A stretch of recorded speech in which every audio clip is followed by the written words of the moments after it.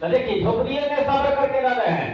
अब महादेव हमरा कोठा वाला घर हो जाए, अब कोठा हो गया तो अब 2 तल्ला हो जाए, तो अब 3 तल्ला, यानी चाहत खत्म नहीं होती है। अब वो भैया बेटा के लिए नौकरी मांगा, बेटा को नौकरी मिल गया, अब बेटा का विवाह करने चली। अब कहती है कि हे महादेव, बेटा के तो नौकरी है, पुतहुओ के सर्विस में हो देते तो बड़ा आनंद देते। महादेव कहे ले बस पुतहुओ मिल गया सर्विस में। अब स्थिति ऐसी बनी कि बेटा अपने ड्यूटी में परेशान है, पुतहु अपने ड्यूटी में परेशान है, बुढ़वा बुढ़िया को देखेगा कौन, खाना बना के खिलाएगा कौन, तो दोनों को उठा के वृद्धाश्रम में रख दिया।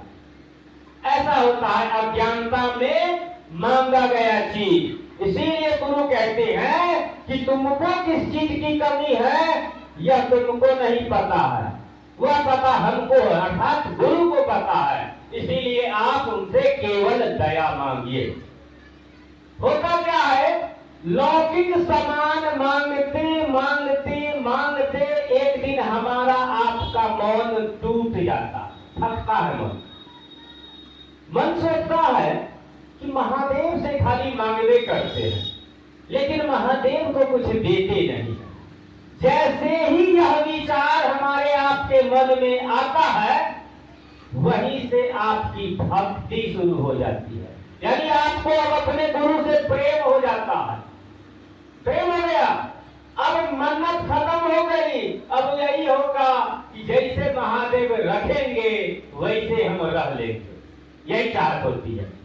उसको कहते हैं भक्ति मार्ग, यानी प्रथम सूत्र जो है, आप शिष्य तो हैं, आप शिष्य बन के गुरु से मांग रहे हैं, गुरु दे रहे हैं, और जब थक गए तो आपको प्रेम हो गया। अब प्रेम हो गया तो अब कहते हैं ना, अब गुरु जो कहेंगे वही करेंगे। जैसे प्रेम में दिया जाता है, लिया नहीं जाता।